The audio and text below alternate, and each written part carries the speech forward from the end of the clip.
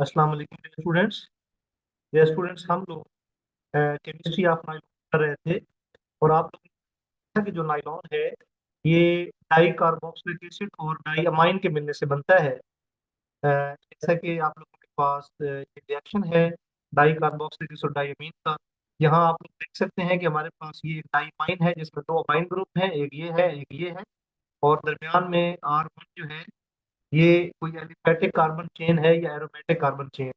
इसी तरह आपके पास यहाँ सी डबल बॉन्ड OH है, एक कार्बोक्सिलिक एसिड, दूसरा सी डबल बॉन्ड OH, ये तो डाई कार्बोक्सिलिक एसिड हो गया। दरमियान में R कोई एलिफेटिक या एरोमेटिक चेन है कार्बन की।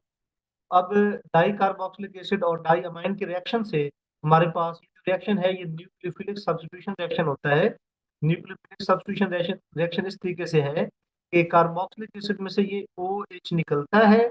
OH आपको पता है एक न्यूक्लियोफाइल है, और इस में से डाइअमाइन में से अगर आप एक H रिमूव कर दें तो आप लोगों के पास यहाँ पे बन जाता है NH2।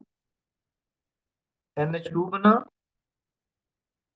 साथ आप लोगों के पास R1 है, और यहाँ पे आपके पास NH।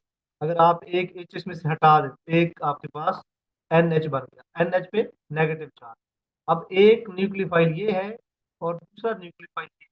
तो अब उस ऊपर वाले न्यूक्लियोफाइल की जगह पे ये जो NH2R1 NH है ये इसकी जगह पे रिप्लेस हो जाता है। तो आप लोगों को यहाँ से अ, ये न्यूक्लियोफाइल निकला और इसकी जगह पे ये न्यूक्लियोफाइल जो H के बगैर है, ये इसकी जगह पे आ गया।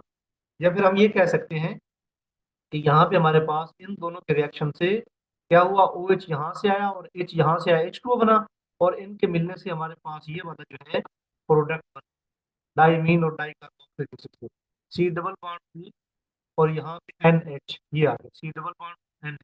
तो हमारे पास ये जो प्रोडक्ट बना है इसमें आपको पता है कि इसमें अमाइड बॉन्ड है। अमाइड बॉन्ड क्या होता है, जिसमें कार्बोनिल के साथ NH2 या NH लगा उसको अमाइड बॉन्ड कहते हैं। क्योंकि इसके काफी सारे मॉलिक्यूल आपस में कंबाइन हुए हैं तो हम इसको कहते हैं ये पॉलीअमाइड हमारे पास बना है।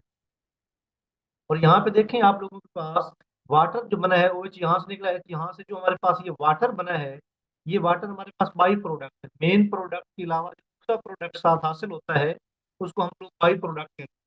अब अगर हम चाहते हैं कि ये पॉलीमर हमारे पास ज्यादा से ज्यादा बने, पॉलीमाइड ज्यादा से ज्यादा बने, तो उसका तरीका ये है कि रिएक्शन जितना ज्यादा फॉरवर्ड डायरेक्शन में जाएगा ये पॉलीमाइड हमारे पास इतना ज्यादा बनेगा, ये हमारे पास इतना ज्यादा बनेगा। अब रिएक्शन को फॉरवर्ड डायरेक्शन में लेके जाने के तरीके क्या है, एक ये है कि आप रिएक्टेंट की कंसंट्रेशन को बढ़ाएं तो रिएक्शन फॉरवर्ड डायरेक्शन में जाएगा, या प्रोडक्ट की कंसंट्रेशन को रिमूव करते जाए तो रिएक्शन फॉरवर्ड डायरेक्शन में जाएगा। अब इनमें सबसे आसान काम ये है कि आप पॉलीमाइड को तो रिमूव नहीं कर सकते क्योंकि ये सॉलिड होता है। वाटर जो लिक्विड फॉर्म में बन रहा है आप इसको रिमूव करें, और इसको रिमूव करने का तरीका ये है कि आप हाई टेम्परेचर अप्लाई करें। जब आप लोग हाई टेम्परेचर अप्लाई करेंगे तो हाई टेम्परेचर पे यहाँ जो वाटर है ये एवापोरेट होता रहेगा। इसका मतलब है कि वाटर जो कि प्रोडक्ट है ये इवापोरेट होता गया, ये सिस्टम में से निकलता गया, और जब प्रोडक्ट सिस्टम से निकलता है तो ली शैटल प्रिंसिपल के मुताबिक रिएक्शन फॉरवर्ड डायरेक्शन में जाएगा और ये पॉलीअमाइड ज्यादा से ज्यादा मिकदार में बनेगा। ये केमिस्ट्री हम लोग पहले भी डिस्कस कर चुके हैं। अब इसमें ये है कि जो हमारे पास ये हमारे पास बॉन्ड का तो स्ट्रक्चर तुम्हें पता चल गया, सी डबल बॉन्ड के साथ NH लगा हुआ है।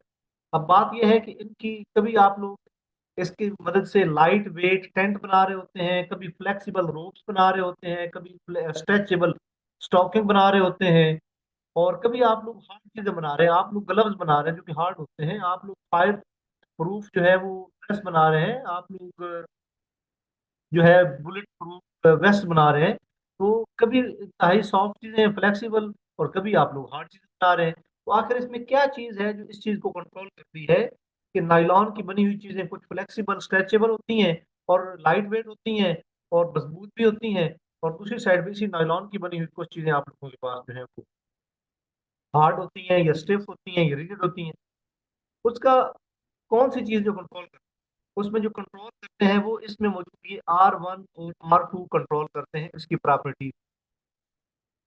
अगर R1 और R2 ये हमारे पास एलिफेटिक कोई कंपाउंड एलिफेटिक चेन हो, एलिफेटिक क्या होते हैं जिसमें कार्बन सिंगल बॉन्ड कार्बन जो है वो चेन में जुड़े होते हैं इस तरह, ये एलिफेटिक चेन। और यहाँ ऊपर भी हाइड्रोजन, नीचे भी हाइड्रोजन, यहाँ ऊपर भी हाइड्रोजन, नीचे भी हाइड्रोजन, ऊपर भी हाइड्रोजन, नीचे भी हाइड्रोजन, यहाँ ऊपर भी हाइड्रोजन, नीचे भी हाइड्रोजन। ये हमारे पास एक एलिफेटिक चेन है। और आप लोगों को पता है कार्बन सिंगल बॉन्ड कार्बन जो है, इसके अराउंड आपके पास जो है रोटेशन फ्री होती है। ये आपके पास एक कार्बन है, ये दूसरी कार्बन है, इसके दरमियान में आपने कोई एक बॉन्ड बना हुआ है। तो आप अगर इस बॉन्ड को पकड़े तो आप इस दूसरे कार्बन को रोटेट करें तो ये फ्रीली रोटेट हो जाएगा। लेकिन अगर दरमियान में डबल बॉन्ड हो, फिर रोटेट नहीं होगा जब तक कि एक बॉन्ड इसका नहीं टूटता। तो फ्री रोटेट करने के लिए single bond carbon, single bond carbon, तो इसमें ये फ्री रोटेशन होती है। फ्री रोटेशन की वजह से जो हाइड्रोजन बॉन्ड है बनते रहते हैं, टूटते रहते हैं, तो आपके पास जो मटेरियल बनता है वो फ्लेक्सिबल बनता है। इसी तरह अगर आपके पास R1 और R2 की जगह पे अगर कोई एरोमेटिक आ जाए, कंपाउंड एरोमेटिक चेन आ जाए, तो एरोमेटिक चेन जो है क्योंकि उसमें फ्री रोटेशन नहीं होती, फ्री रोटेशन ना होने की वजह से जो हाइड्रोजन बॉन्ड है वो अलाइन कर लेते हैं, जिसकी वजह से जो कंपाउंड बनता है वो स्टिफ होता है, क्योंकि वहां रोटेशन जो है वो फ्री नहीं है। अब अगर हम ये चाहते हैं ये रिएक्शन हाई टेम्परेचर पे ना हो बल्कि रूम टेम्परेचर पे हो जाए, तो उसका तरीका ये होता है कि यहाँ पे जो प्रोडक्ट बना है वो गैशियस प्रोडक्ट हो। गैशियस प्रोडक्ट बनाने का तरीका मैं आप लोगों को बता चुका हूँ कि आप लोग अगर यहाँ पे सी डबल बॉन्ड, अगर इस ओच की जगह पे अगर आपके पास क्लोरीन होता, यहाँ ओच की जगह पे अगर आपके पास क्लोरीन होता, तो आपके पास जहाँ पे H2O बना है, क्लोरीन यहाँ से आ जाता है, H यहाँ से आ जाता है, तो HCl बन जाता है। HCl एक गैस है, और गैशियस प्रोडक्ट होने की वजह से सिस्टम से ये खुद खुद एस्केप करती रहती है। सिस्टम से एस्केप करने की वजह से आप लोगों के पास ये रिएक्शन जो है, ये आप लोगों के पास टेम्परेचर पे होना जो है पॉसिबल है। तो ये पॉइंट्स हैं। एक तो मैंने ये कहा कि प्रॉपर्टीज कौन कंट्रोल करता है, R1 और R2 की नेचर, ये एलिफेटिक है या एरोमेटिक है। रिएक्शन हाई टेम्परेचर पे होता है या लो पे होता है, ये डिपेंड करता है यहाँ बनने वाले प्रोडक्ट पे। अगर ये प्रोडक्ट ईथर हो या मिथाइल अल्कोहल हो तो ये रिएक्शन हाई टेम्परेचर भी होगा, क्योंकि इसको रिमूव करने के लिए हमें इनको रिमूव करने के लिए हमें इसको हीट करना पड़ेगा।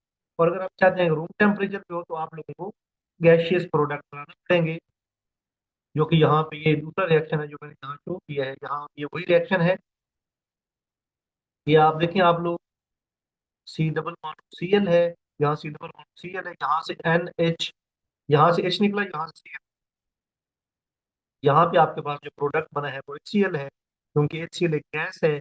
ये गैस जो है खुद ब खुद रिएक्शन में से रिमूव होती रहती है सिस्टम में से, इसकी वजह से आप लोग टेम्परेचर पे होता है। एक और इम्पोर्टेंट चीज, ये आपके पास हेक्सामिथाइलिन डाइअमाइन है, ये एडिपाइल क्लोराइड है। यहाँ पे आप लोगों के पास कितने कार्बन है, इसमें कार्बन कितने, CH2, ये CH2, ये CH2, यहाँ भी CH2, यहाँ भी CH2, यहाँ भी CH2, आप लोगों के पास 6 कार्बन अमाइन में। तो ये जो इसका नाम आता है, इसमें जो पहले नंबर होता है ये डाई अमाइन में कार्बन बात होती है।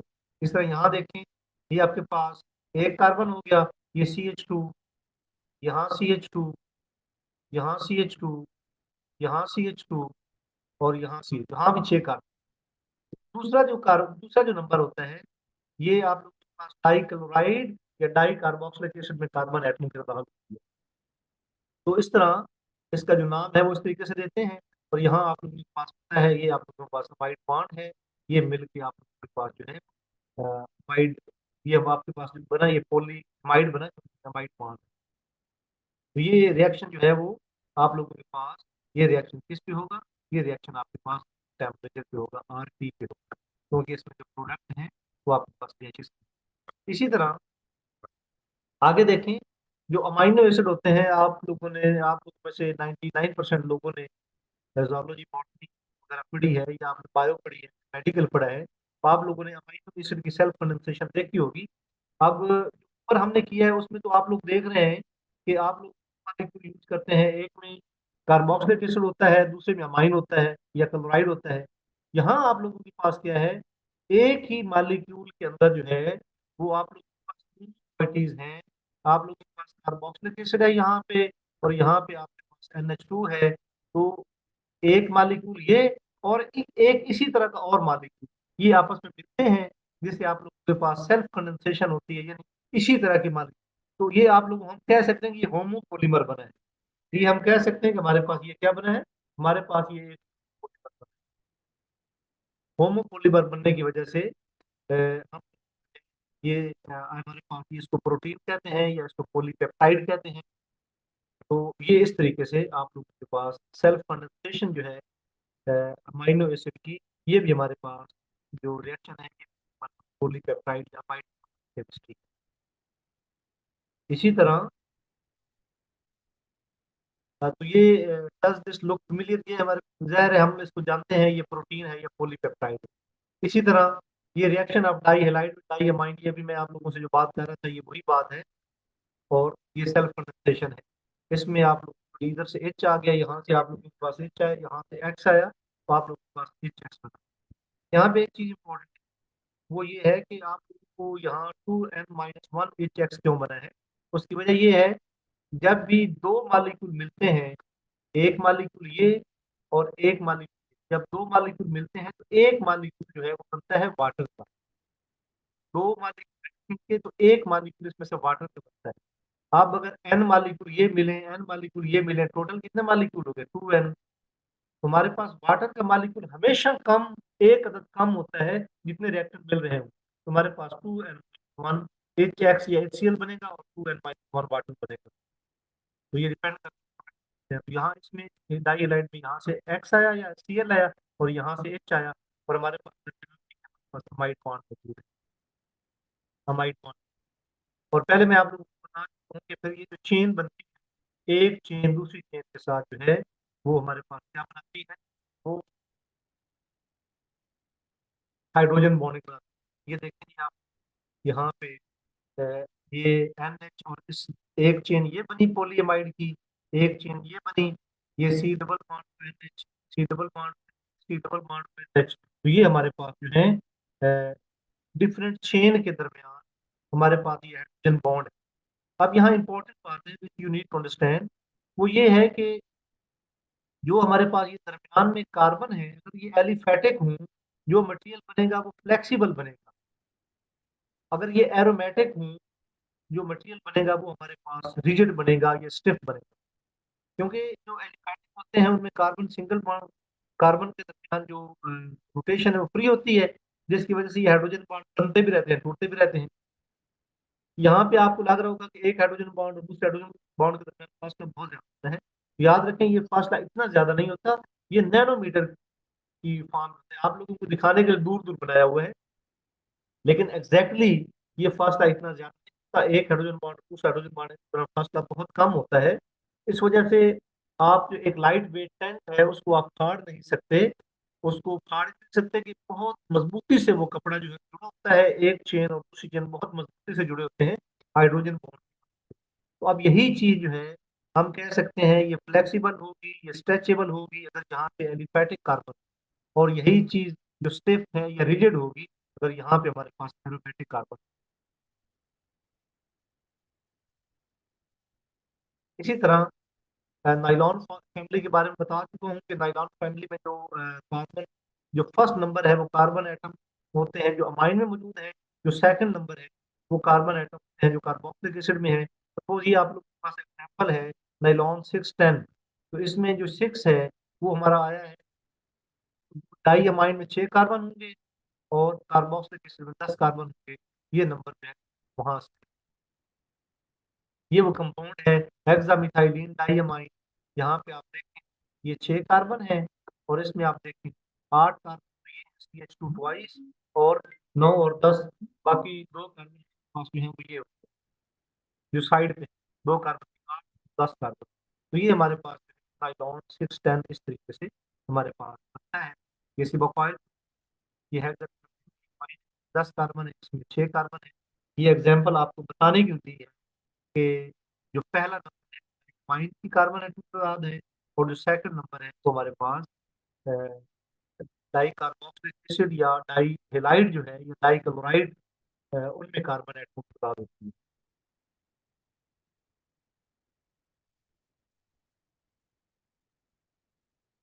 अब एग्जाम्पल जो हैं जो आप लोगों के पास ये बनते हैं, ये सेमी क्रिस्टलाइन होते हैं जो पॉलीमाइड होते हैं।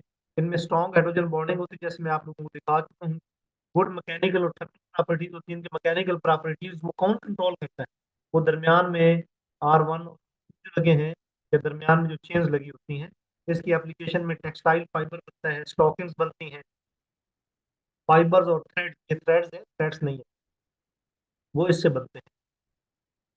और ऑटोमोटिव और इंजीनियरिंग में इसका यूज होता है। सेमी क्रिस्टलाइन ये है कि ये एमॉर्फस नहीं होते मुकम्मल तौर पे, बल्कि इनमें कुछ ना कुछ चूंकि अरेंजमेंट होता है, जो एटम है वो एक खास फासले में मौजूद होते हैं, इसलिए हम कहते हैं कि ये हमारे पास जो है वो सेमी क्रिस्टलाइन, मुकम्मल एमॉर्फस भी नहीं होते और ना क्रिस्टलाइन होते हैं, ये हमारे पास सेमी क्रिस्टलाइन होते हैं, और पेरिंग वगैरह इससे बनते हैं। अच्छा ये देखें, एरोमेटिक पॉलीइमाइड की एग्जांपल देखें, the condensation polymerisation reaction to make polyimide Kevlar. यहाँ देखें आप लोग, जैसे कि मैंने पहले आप जितनी भी एग्जांपल दी हैं उनमें आप लोगों के पास यहाँ पे दरमियान में जो कार्बन सी एच टू वाली चेन होती थी, लेकिन यहाँ पे आप लोगों के पास जो है वो हमारे पास एरोमेटिक है, और ये भी आपके पास एरोमेटिक। अब यहाँ पे HCl बनेगा, HCl बनने से ये आप लोगों के पास जो पोल है ये भी पोलीएमाइड, क्योंकि इसमें C डबल बॉन्ड और N एक साथ साथ मौजूद है हमारे पास, ये भी पोलीएमाइड। लेकिन ये जो पोलीएमाइड बना है ये हमारे पास स्टिफर पोलीएमाइड, स्टिफ है। ये स्टिफ पोलीएमाइड क्यों है? क्योंकि इसमें दरमियान में एरोमेटिक चेन है, उस एरोमेटिक चेन के होने की वजह से जो रोटेशन है वो पॉसिबल नहीं और कार्बन एटम जो hydrogen C double bond NH, एक चेन ये है, दूसरी चेन इसके नीचे इसी तरह की होगी। तो जब हमारे पास एक हाइड्रोजन बॉन्ड बन जाता है, तो चूंकि चेन अब रोटेट नहीं कर सकती, तो बाकी सारे एटम में अपने आप को, एक हाइड्रोजन बॉन्ड बन गया, बाकी खुद ब खुद बनते जाएंगे, क्योंकि अगर रोटेशन होती तो फिर तो जाहिर है वो ट्विस्ट हो जाता मॉलिक्यूल, और कार्बन डबल बॉन्ड ऑक्सीजन और NH एक दूसरे की सीध में ना रहते, ये हाइड्रोजन बॉन्ड नहीं बन सकता था। लेकिन इसमें ये है कि इसमें जो एरोमेटिक जो पार्ट है ये रिंग को रोटेट नहीं होने देता, रोटेट ना होने की वजह से एक हाइड्रोजन बॉन्ड बन गया तो बाकी जो मॉलिक्यूल है वो पूरे का पूरा चेन है वो अपने आप को इस तरह अलाइन रखेगी कि हाइड्रोजन बॉन्ड खुद ब खुद बनते जाएंगे, और जो कंपाउंड बनेगा वो बहुत अच्छी मैकेनिकल प्रॉपर्टी के साथ स्टिफ कंपाउंड होगा। इस कंपाउंड कहते हैं केवलार। ये जो आपके पास कंपाउंड आया है इसका दूसरा नाम है केवलार। अभी नासा ने एक्सटेंशन की है, ये देखिए केवलार में हाइड्रोजन बॉन्डिंग की आपको दिखाई दे रही है, ये देखिए। अब ये चेन क्योंकि रोटेट नहीं कर सकती, हाइड्रोजन बॉन्ड इतने स्टिफ है, ये इतने स्टिफ हैं कि बेशक ये एक बुलेट को भी रोक सकते हैं, इतने स्टिफ हैं। बुलेट प्रूफ जैकेट से बनती है, क्योंकि ये अर्जुन बॉन्ड भी बहुत ज्यादा होते हैं, फासला बहुत कम होता है, एक चेन दूसरी चेन के साथ मजबूती से जुड़ी होती है, ये कंपाउंड नहीं होता, जिसकी वजह से हाइड्रोजन बॉन्ड जो है वो टूटते नहीं। ये लिखा हुआ है कि एक जब हाइड्रोजन बॉन्ड बन जाता है, ये लिखा है ये है composed of containing and amide bonds, these chain undergo hydrogen bonding, these are very rigid and stiff material। उसकी वजह बता रहा हूँ, there is no flexibility in the chain, the dimension is always same, when one hydrogen bond is formed then rest of polymer chain automatically align their shelves because there is no rotation around the aromatic chain। aromatic chain में rotation नहीं, एक hydrogen bond बनकर बाकी खुद ब खुद बनते जाए। इन केस ऑफ नाइलॉन 66, जो नाइलॉन 66 है जिसमें एलिफेटिक कार्बन होते हैं, इसमें कार्बन सिंगल रोटेशन होती है, जिससे हमारे पास फ्लेक्सिबल बॉन्ड बनता है। तो अब इसमें ये एक्सट्रीमली टफ मटेरियल जो इसके मदद से बनेगा, हाई टेंसाइल स्ट्रेंथ है, इसकी शॉक अब्जॉर्बिंग पावर है, ये इनसॉल्युबल है। जब भी अट्रैक्शन ज्यादा होगी एक मालिक एक चेन और दूसरी चेन के दरमियान, देखें क्या प्रिंसिपल है कि एक चीज दूसरे में डिजॉल्व हो जाए, अगर एक चेन और दूसरी चेन के दरमियान फोर्स ऑफ अट्रैक्शन जो है वो ब्रेक हो जाए, उस चीज को डिजॉल्व आसान होता है, क्योंकि ये फोर्स ऑफ अट्रैक्शन ब्रेक नहीं होती आसानी से, बहुत मजबूत है ये अट्रैक्शन, इस वजह से ये चीज सॉल्युबल है।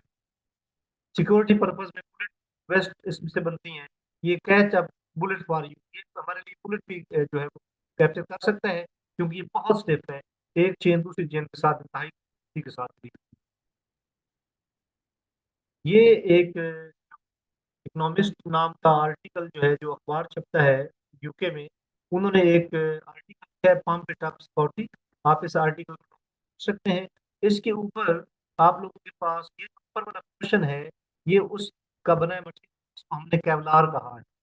ये लाइट वेट है, ये जो है बहुत ज्यादा विंड बर्दाश्त कर सकता है, फटता नहीं है। आपको पता है जहर है, एक स्पेस स्टेशन या नासा वाले कोई ऐसी चीज तो नहीं बनाएंगे, तो कोई ऐसी चीज यूज नहीं करेंगे जिसमें सुराख हो जाए, हवा भर जाए और वो सारा डिस्ट्रॉय हो जाए। उन्होंने ये केवलार का बना हुआ, ये उन्होंने एक्सटेंशन साथ लगाई है, जो कि इसमें से विंड पास नहीं कर सकती, इंतहाई मजबूत है। और यहाँ पे जो केमिस्ट्री यूज है वो क्वालिफाइड केमिस्ट्री हमारे पास इस्तेमाल है।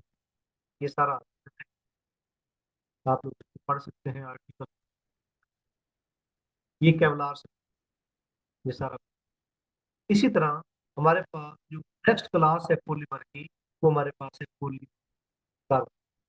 अब पॉलीकार्बोनेट आप लोग देखें, पॉलीकार्बोनेट का, पॉलीकार्बोनेट आप लोगों ने रोजमर्रा जिंदगी में कहाँ देखे थे?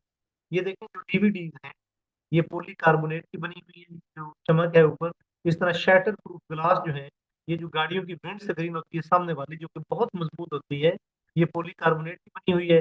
इस तरह जो शील्ड होती हैं, ये जो आप देखा होगा कि अक्सर जो है पुलिस कहीं पे प्रोटेस्ट हो रहा हो तो पुलिस ने हेलमेट पहन रखे होते हैं, वो हेलमेट की जो सामने शील्ड होती है वो पॉलीकार्बोनेट की बनी होती है, जो कि इंतहाई मजबूत होती है। तो इसका मतलब पॉलीकार्बोनेट में है, कोई इंतहाई इंपॉर्टेंट चीज है पॉलीकार्बोनेट, और रोजमर्रा पॉलीकार्बोनेट बहुत ज्यादा इस्तेमाल होते हैं।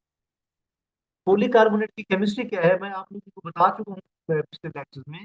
तो हमारे पास जो पॉलीकार्बोनेट क्या होते हैं, अगर सी डबल बॉन्ड के दोनों साइड पे एस्टर मौजूद हो, एक एस्टर बॉन्ड ये है और एक एस्टर बॉन्ड ये, दोनों साइड पे एस्टर बॉन्ड है, अगर दोनों साइड पे एस्टर बॉन्ड, हम लोग इसको कहते हैं, ये हमारे पास पॉलीकार्बोनेट, ये हमारे पास दोनों साइड पे एस्टर मौजूद है। ये बनते कैसे हैं, बड़ी इंपॉर्टेंट केमिस्ट्री है।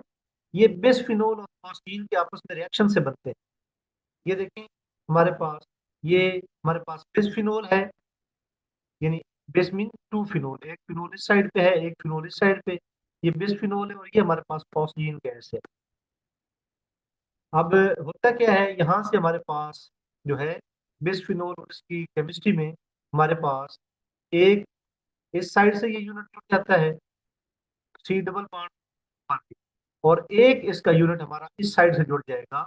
यहाँ पे जब इस साइड से यूनिट जुड़ेगा, यहाँ एक बिस्फिनोल का यूनिट इस साइड, एक इस साइड में बिस्फिनोल का यूनिट और एक दूसरी साइड में बिस्फिनोल का यूनिट जुड़ेगा। तो इस तरह ये बिस्फिनोल और ये मिल के हमारे पास जो है पॉलीकार्बोनेट बनाते हैं, यानी सी डबल बॉन्ड साइड पे ऑक्सीजन है, जैसे कि मैं बता रहा हूँ सी डबल बॉन्ड की एक साइड पे ऑक्सीजन ये आ गई, इस तरह दूसरा वाले बिस्फिनोल का जब इधर आएगा, दूसरी ऑक्सीजन इस साइड पे आ जाएगी।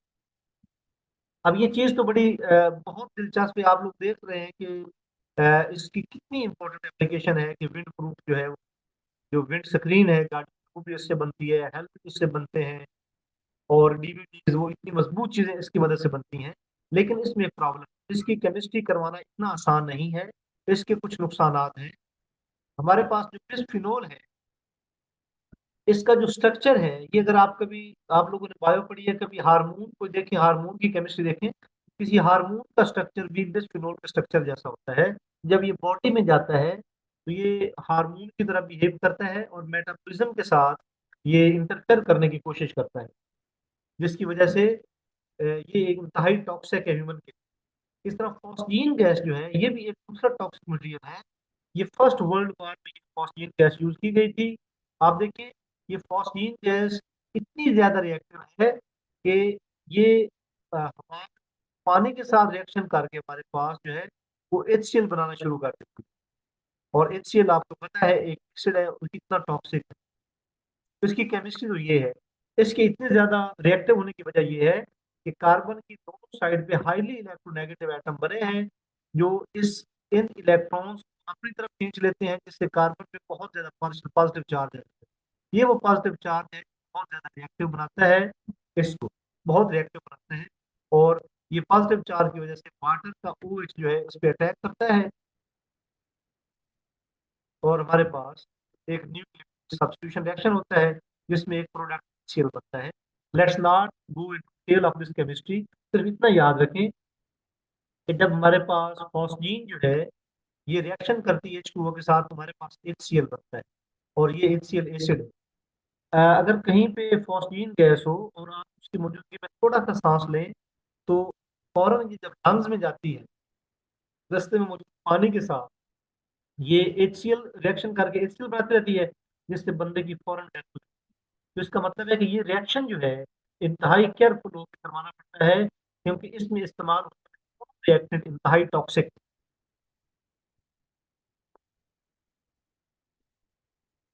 इसमें इस्तेमाल होने दोनों रिएक्शन इंतहाई टॉक्सिक हैं। Why is it a dangerous reaction? ये देखिए लिखा है जी, what is the major concern about this reaction और why this reaction so dangerous? Bisphenol A, bisphenol A looks little bit like a hormone. So this in kind of suspicion to interfere with your metabolism and with your body. So it is not something that you want to use. तो इसको use करना जो है वो खतरे से खाली नहीं है। फास्जीन इंतहाई रिएक्टिव गैस है, उसकी रिएक्टिविटी की वजह मैं आप लोगों को बता चुका हूँ। उसमें जो कार्बन है बहुत ज्यादा पॉजिटिव चार्ज है। जब हम इसको इनहेल करते हैं तो इससे हमारे पास HCl बनता है, ये HCl लिखा हुआ है, और HCl लंग में जाता है, जिससे बंदा जो है उसकी डेथ होने के चांसेस होते हैं।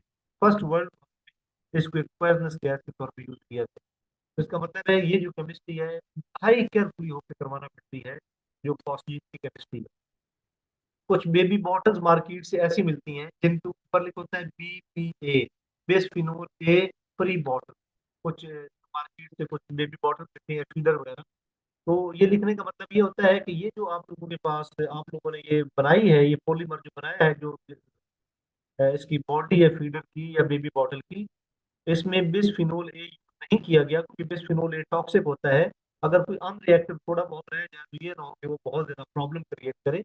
इसलिए बिस्फिनोल ए की जगह पे कोई ना कोई प्रोडक्ट वो यूज करते हैं। तो इसलिए जब भी मार्केट जाए तो आप देखेंगे किसी बेबी बॉटल के फीडर के ऊपर लिखा होता है बी फ्री बॉटल, के इसको बिस्फिनोल इस पे नहीं किया गया। इसकी प्रॉपर्टीज हाई मेटल्स है, मैकेनिकली बहुत स्ट्रॉन्ग मटेरियल है। आप लोग देख चुके हैं hard plastic in automotive and technical component में प्लास्टिक मटेरियल, लेंसेज, गॉगल्स और ग्लासेस वगैरह इससे बनते हैं। कैटर CDs और DVD हैं, बेबी बॉटल इससे बनती है। इसी तरह हमारे पास नेक्स्ट केमिस्ट्री है, वो हमारे पास पॉलीयूरेथेन केमिस्ट्री है। The most prominent polymer class जो है हमारे गिर्द, वो हमारे पास जो है होती है, वो हमारे पास पॉलीयूरेथेन है। ये स्पेंडिक्स जो है, ये क्लॉथिंग, जो इस तरह की क्लॉथिंग आप लोगों ने देखी होगी, ये जो फैशन डिजाइनर है वो पहनते हैं, या स्पोर्ट्स में इस तरह का लिबास यूज होता है स्पेंडिक्स। तो ये स्पेंडिक्स जो है, ये क्लॉथिंग, ये भी पॉलीयूरेथेन से बनती है। इसी तरह ये जो गाड़ी होती है, ये जो पेंट होती है, ये पॉलीयूरेथेन की होती है। इसी तरह जो किसी गार्डन के अंदर लकड़ी का फर्नीचर रखा होता है, उसको भी पॉलीयूरेथेन से पेंट किया होता है, ताकि वेदर चाहे बारिश हो चाहे गर्मी हो, वो इतनी सख्त कोटिंग होती है, खराब नहीं होती। ये सारे फोम, इनमें से कुछ फोम बहुत सॉफ्ट है और कुछ हार्ड है, और ये सारे के सारे फोम भी पॉलीयूरेथेन से बनते हैं।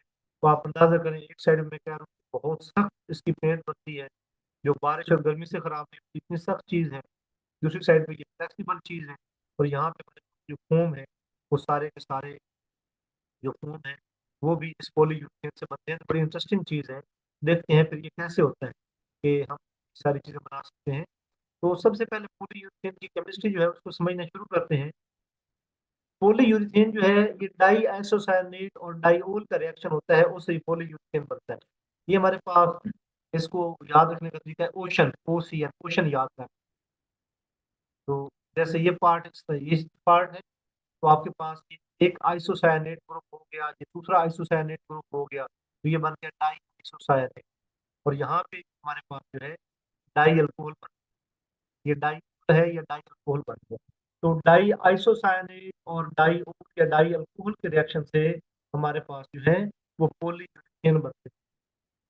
यानी कि जो केमिस्ट्री है वो क्या है, वो जरा देखें। अब सबसे पहले ये होता है कि जो हमारे पास ये डाई ओल होता है या डाई अल्कोहल होता है, इसका रिएक्शन जो है DABCO के साथ होता है।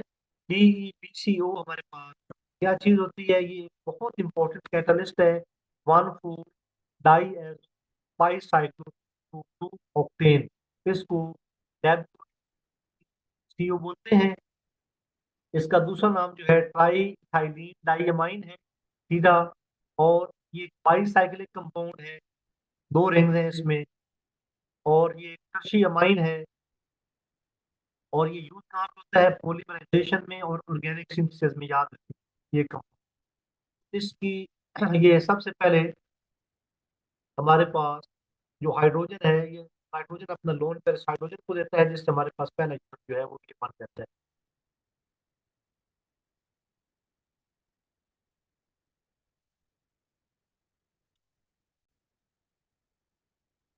नहीं, सिर्फ एक ये एक्स्ट्रा चीज है, बाकी इसकी मैकेनिज्म बिल्कुल उसी तरह की है जैसे आप लोगों ने पहले की।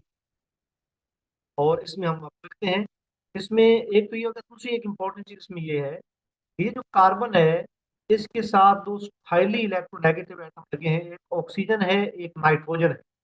ये दोनों अपनी इलेक्ट्रॉन डेंसिटी कार्बन से अवे लेके जाते हैं, जिससे कार्बन पे बहुत ज्यादा पार्शियल पॉजिटिव चार्ज आ जाता है, जिसकी वजह से ये कार्बन बहुत ज्यादा रिएक्टिव हो जाता है। और यहाँ पे हमारे पास क्या होता है, जो ऑक्सीजन के पास दो लोन पेयर होते हैं, इन दो लोन पेयर में से एक पेयर ऑक्सीजन इस कार्बन को देता है। कार्बन और नाइट्रोजन के दरमियान जो पाई बॉन्ड है, उसके इलेक्ट्रॉन जो है वो यहाँ पे आ जाते हैं,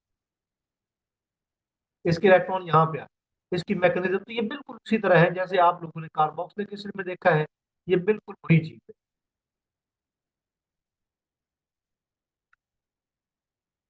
दूसरा पार्ट ये जो मैं भी आप लोगों को बता रहा था, तो होता क्या है जी, हमारे पास ऑक्सीजन अपना इसका रोल जो था वो भी यहीं तक रोल है, बाकी बिल्कुल उसी तरह, सिर्फ एक ये इसका यूनिट ये इस्तेमाल होता है, बाकी ये सेम टू सेम है जैसे आप लोग कर।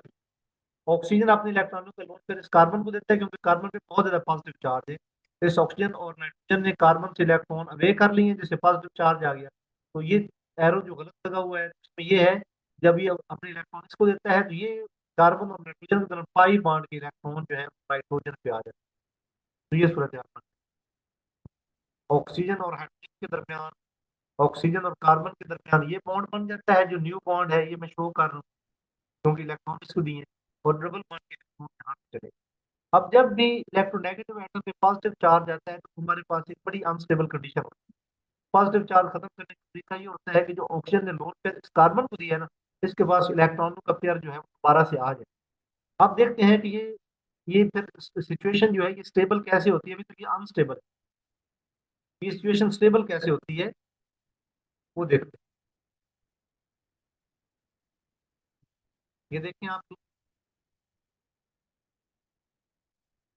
दोबारा ये क्या होता है, ये जो हाइड्रोजन और ऑक्सीजन के दरमियान ये इलेक्ट्रॉनों का पेयर है, ये इलेक्ट्रॉनों के पेयर, ये जो कोवलेंट बॉन्ड है, इसके इलेक्ट्रॉन ऑक्सीजन को मिल जाते हैं। इसका मतलब है हाइड्रोजन ऑक्सीजन कनेक्शन जो है मुकम्मल तौर पे खत्म हो गया। लेकिन अब हाइड्रोजन के इलेक्ट्रॉन इसने ले लिए हैं, दरमियान वाले तो ये नाइट्रोजन के ऊपर जो इलेक्ट्रॉनों का पेयर है, नाइट्रोजन अपने इलेक्ट्रॉनों का पेयर इस हाइड्रोजन को ले लेता है। तो अब ये क्या बन गया, नाइट्रोजन ने इलेक्ट्रॉन देख लिया, यहाँ बॉन्ड बन गया, ये हमारे पास NH बन गया। और ये हमारे पास क्या बना, ये हमारे पास बन गया C डबल बॉन्ड, क्योंकि इलेक्ट्रॉनों का पेयर तो इसने यहाँ पे इस ऑक्सीजन को हमारे पास बन गया C डबल बॉन्ड, ये पहले से है। और आगे O के साथ ये सारा यूनिट होगा, क्या बना, NH, यानी N इस H के साथ मिला, C डबल बॉन्ड, और आगे O के साथ ये सारी मॉलिक्यूल लगी। तो ये हमारे पास एक यूनिट बनता है, और उसका जितना रोल था बस निकल गया। उसका काम सिर्फ ये था कि ऑक्सीजन के ऊपर पॉजिटिव चार्ज प्रोड्यूस करने में हेल्प करे, जो उसने हेल्प कर दी। तो ये हमारे पास एक साइड से ये यूनिट बना, इसी तरह ये दूसरी साइड से भी जो आइसोसायनेट है, ये दूसरी साइड से भी इस तरह के के साथ रिएक्शन करके इसी तरह ये चेन है वो बनती जाती है। आप लोग देख रहे हैं कि यहाँ पे C डबल बॉन्ड है, ये, और एक साइड पे ये अमाइड बॉन्ड है, और दूसरी साइड पे हमारे पास एस्टर बॉन्ड है, ये देखिए पॉली यूरिथेन। यूरिथेन बॉन्ड किसे कहते हैं, यूरिथेन बॉन्ड होता है एक साइड पे एस्टर हो और दूसरी साइड पे अमाइड हो, उसको हम कहते हैं, जो हमारे पास यूरिथेन, ये यूरिथेन हमारे पास इस तरीके से बनता है। ये एक यूनिट बना है, इसी तरीके से काफी सारे यूनिट्स जो हैं वो इसके इससे जुड़ते जाते हैं।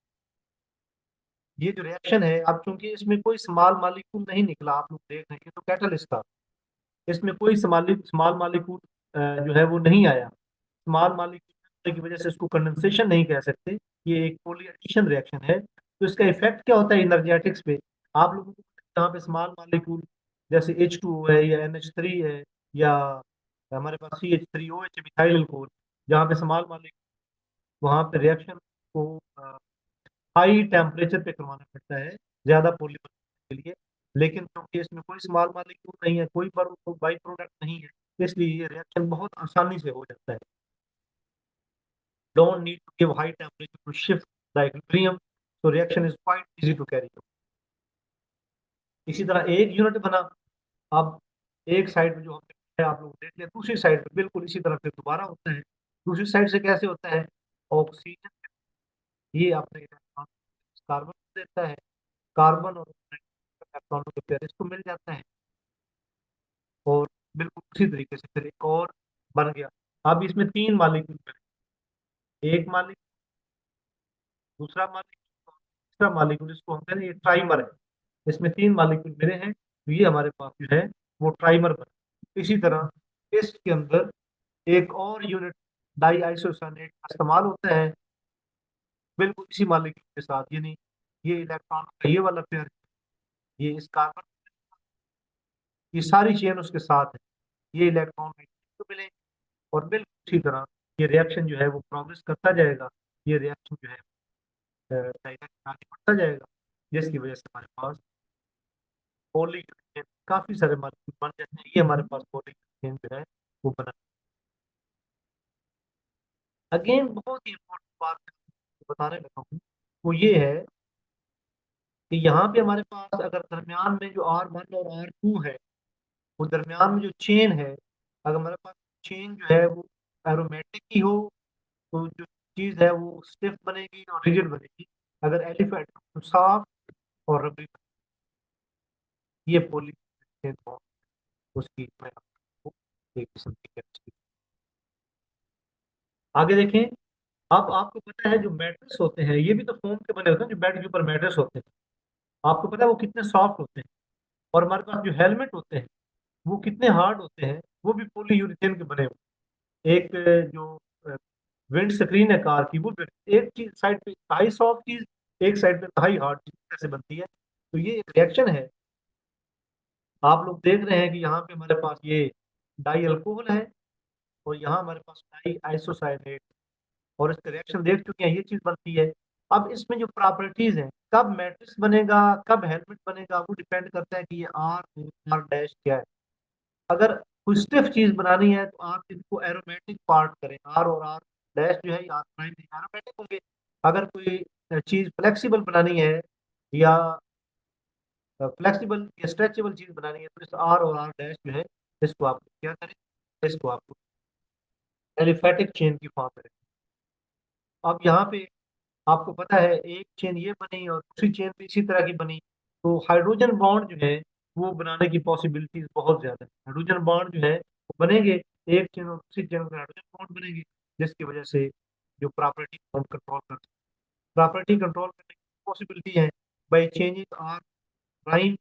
जैसे कि यहाँ पे देखें, अगर आप लोगों ने स्टिफ चीज बनानी है तो दरमियान में एरोमेटिक रखें, अगर सॉफ्ट चीज बनानी है दरमियान एलिफेटिक, तो इससे आपकी प्रॉपर्टीज हैं कंट्रोल कर सकते हैं। 22 साइकिल है, एरोमेटिक यूनिट का बना हुआ हो सकता है, जबकि स्पेंडिक्स जो है या फ्लेक्सिबल क्लॉथिंग जो है उसमें आप एलिफेटिक चेंज कर सकते हैं।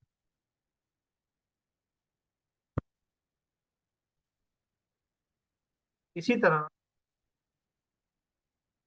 आप लोग, अब बड़ी इंपॉर्टेंट चीज है कि हम लोग फिर ये फोम बनाते कैसे हैं, फोम बनाने का तरीका क्या है? तो आप लोग देखें, जो हमारे पास डाई आइसोसाइनेट है, अगर उसके साथ वाटर के साथ उसका रिएक्शन करें, वाटर के साथ, तो हमारे पास ये वाटर है हमारे पास, बिल्कुल उसी तरह क्या हुआ, इसने अपने दोनों वाटर का स्ट्रक्चर भी अल्कोहल जैसा होता है, ROH, वाटर HOH होता है, ये ROH, केमिस्ट्री इसकी सेम है।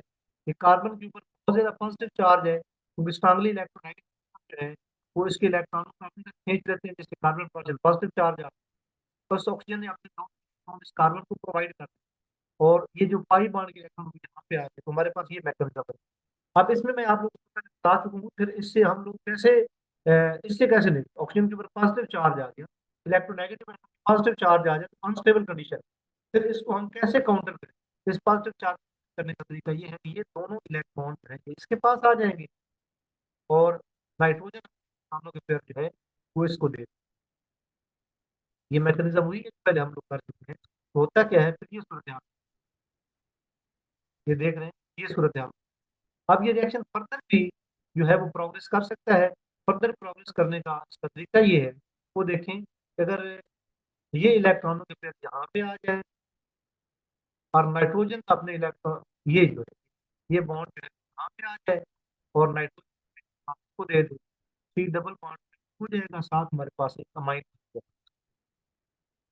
सी डबल बॉन्ड हो गया, हमारे पास अमाइन बन गया। अब यहाँ पे बड़ी इंपॉर्टेंट केमिस्ट्री है।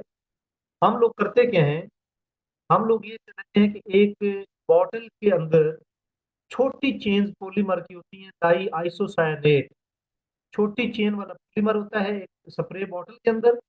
जो ही हम उसको स्प्रे करते हैं तो जो इन्वायरमेंट में वाटर है उसके साथ रिएक्शन करके, जब रिएक्शन होता है तो कार्बन डाइऑक्साइड बनती है गैस, और साथ जो पॉलीमर बनता है वो फोम अप होता जाता है, फोम बनता जाता है।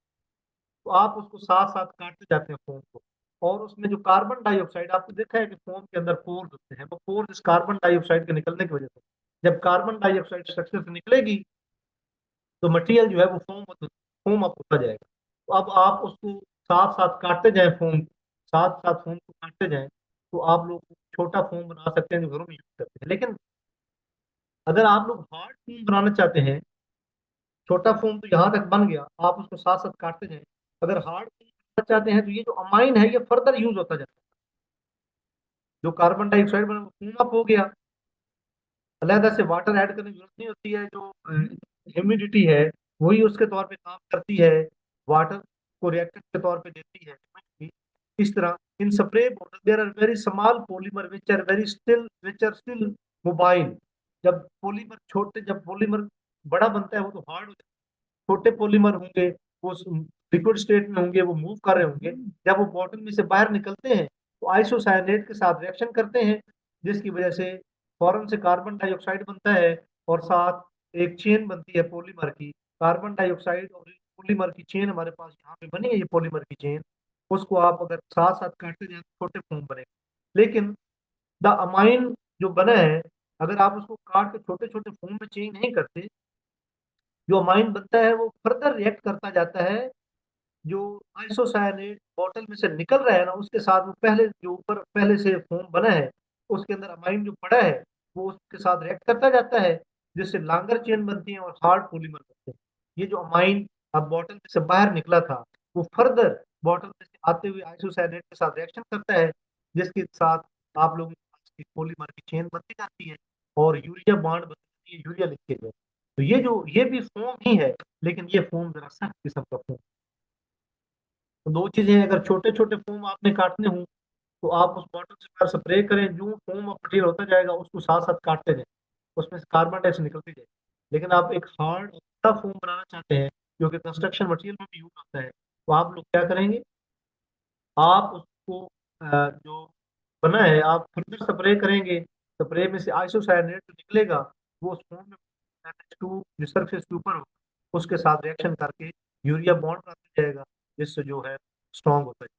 ये वो लिंक है जिस पे आप लोग वीडियो देखना चाहते हैं, तो वीडियो भी आप इस लिंक के थ्रू जो है वो देख सकते हैं, वीडियो आप लोग देख सकते हैं इस लिंक के थ्रू। तो पॉली यूरिक भी हमारी बात, ये उसका रिएक्शन जो है एक तेज तरीका है इक्वेशन देखने पे इसको इग्नोर करते हैं। ये डाई अल्कोहल डाई है, और ये आपके पास एक और जो मॉलिक्यूल है आपके सामने दिखा है, इसमें ये 4 कार्बन यहाँ पे और 6 कार्बन यहाँ पे, ये भी आप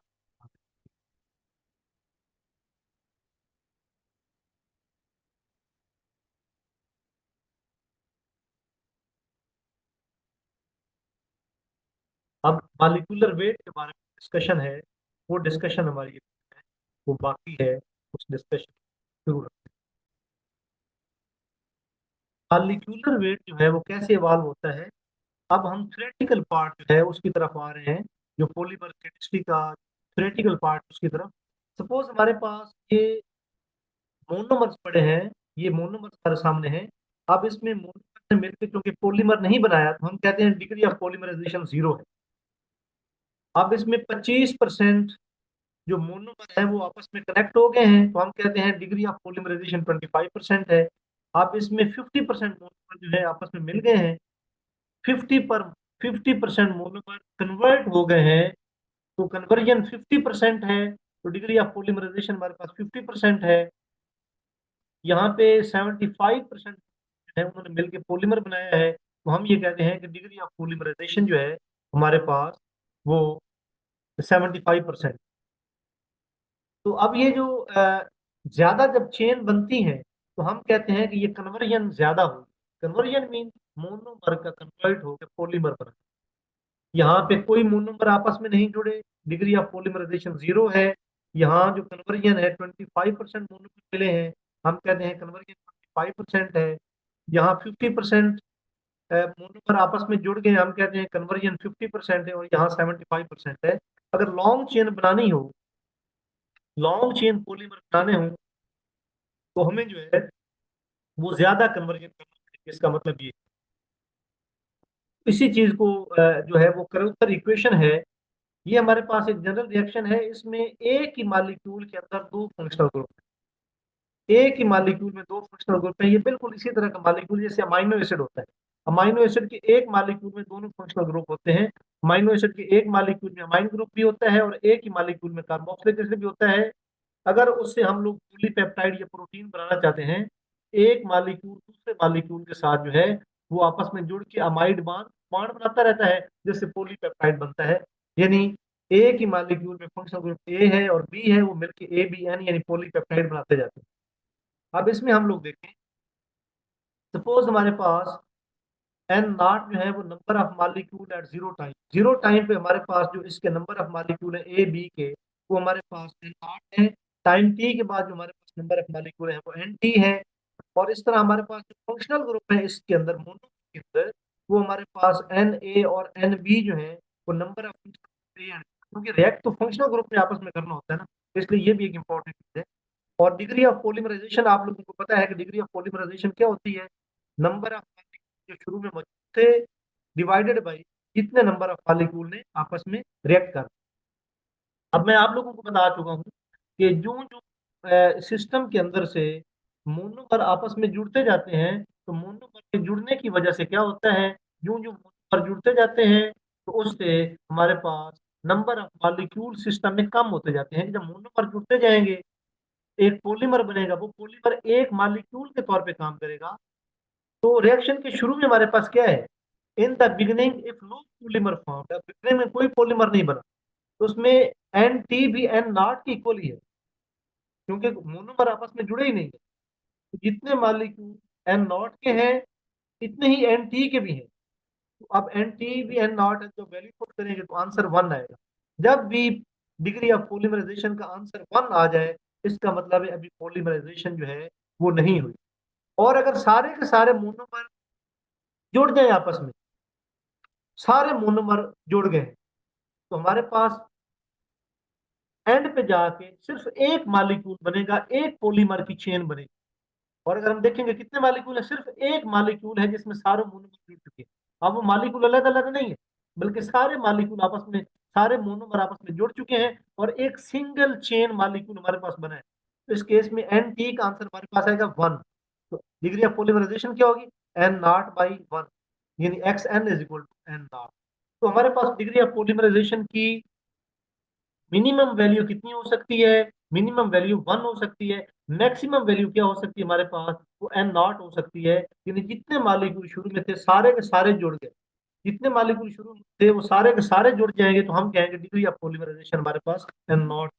तो बाकी सारे नंबर जो है वो इसके दरमियान में होते हैं, 1 और एन नॉट के दरमियान में होते हैं। डिग्री ऑफ पॉलीमराइजेशन की मिनिमम वैल्यू 1 हो सकती है, मैक्सिमम वैल्यू हमारे पास क्या हो सकती है, एन नॉट हो सकती है। बाकी डिग्री ऑफ पॉलीमराइजेशन की वैल्यू जो है वो सारी की सारी उसके दरमियान में होती है। अब एक इंपॉर्टेंट और पैरामीटर है, वो हमारे पास है मोनोमर कन्वर्जन। कि कितने मोनोमर जो है वो पॉलीमर में कन्वर्ट हुए हैं, तो उसको स्मॉल पी से डिनोट करते हैं, और वो है reacted group divided by initial group.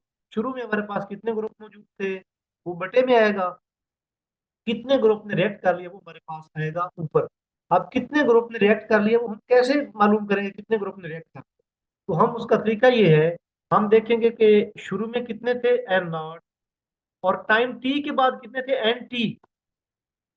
इसका मतलब है शुरू में हमारे पास वो 100 थे, हमने 10 मिनट बाद देखा तो हमारे पास 30 रह गए हैं, इसका मतलब है 70 ने रिएक्ट कर लिया, यानी 100 - 30। शुरू में सपोज हमारे पास एक 100 मालिक्यूल थे, 10 मिनट बाद हमारे पास 30 मालिक्यूल थे। हम देखना चाहते हैं कि कितने मालिक्यूल या कितने ग्रुप ने रिएक्ट कर लिया, इसका मतलब 70 ने कर लिया। कैसे? 100 - 30। तो रिएक्टेड ग्रुप निकालने का तरीका ये है, N naught minus N T divided by N naught. शुरू में 100 थे एन नॉट, 10 मिनट बाद देखा तो 30 रह गए, एन टी 30 है, तो इसका मतलब 70 ने रिएक्ट कर लिया। तो ये तरीका है, N naught minus N T हमारे पास क्या बना, ये हमारे पास रिएक्टेड ग्रुप की तादाद इस तरीके से आ गई। इसी तरह जितने ज्यादा ग्रुप हमारे पास जो है, जितने ज्यादा ग्रुप रिएक्ट करेंगे तो हम कहेंगे कन्वर्जन इतनी ज्यादा ग्रुप रिएक्ट करेंगे तो हम कहेंगे कन्वर्जन ज्यादा है। बड़ी सादा सी बात है, ऊपर हमने कहा जब ज्यादा मोनोमर आपस में जुड़े थे तो हमने कन्वर्जन कहा ज्यादा। तो ये हमारे पास करोथर इक्वेशन है। करोथर, वायरस करोथर, वो पहला बंदा था जिसने थ्योरेटिकल केमिस्ट्री को पॉलीमर केमिस्ट्री के साथ जोड़ा, यानी उसने पहला बंदा था जिसने पॉलीमर केमिस्ट्री में थ्योरेटिकल केमिस्ट्री को इंट्रोड्यूस करवाया। करोथर बात फर्स्ट वन। अब यहाँ देखें आप लोग, तो पी नॉट जो है, तो यहाँ पीछे हमने क्या किया, N naught by N naught minus N T by N naught, यानी एन नॉट को इसमें भी डिवाइड कर दिया, एन नॉट को इसमें भी डिवाइड कर दिया, तो ये आ गया N naught by N naught, one आ गया N T by N naught. ये आपको पता है, अभी हमने देखा था कि हमारे पास जो है वो एक्स एन क्या होता है, एक्स एन हमारे पास होता है N naught by N T. X N होता है N naught by N T. अगर आप इस चीज का रेसिप्रोकल ले, अब आप इस चीज के बटे में कोई चीज ना लिखो, वन लिखो तो उसके बटे में, अब इसका रेसिप्रोकल हमारे पास 1/एक्स एन जो है वो हमारे पास बन गया N T by N R, क्योंकि इधर इसको भी उल्टाया है, इस साइड को, इस साइड को उल्टाया है N T by N R. तो यहाँ पे हमारे पास जो N T by N R था उसकी जगह पे 1/एक्स एन आ गया हमारे पास। और इसको